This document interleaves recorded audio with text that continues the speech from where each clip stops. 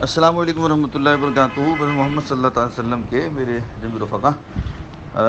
الحمدللہ یہ جو کچھ بھی ہوا ہے اس تناظر میں علماء اہل سنت پورے پاکستان میں اور بالخصوص کراچی کے،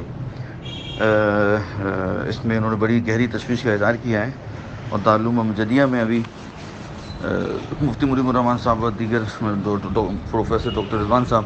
حضرت اللہ مفتی الیاس رضوی صاحب و دیگر کی صدارت میں اجلاس ہوا،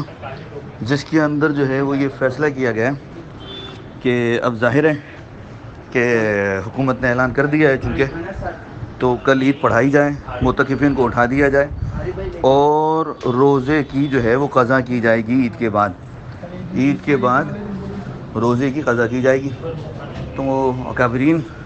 اہل سنت کے اس فیصلے پر ہم لبیک کہتے ہیں، کل عید منائی جائے اور رمضان کے بعد کل کے روزے کی قضا کی جائے گی، معتکفین اٹھ جائیں گے، ایک دن کے اعتکاف کی وہ بھی قضا کریں گے۔ اللہ رب العالمین ہماری اس حکومت کو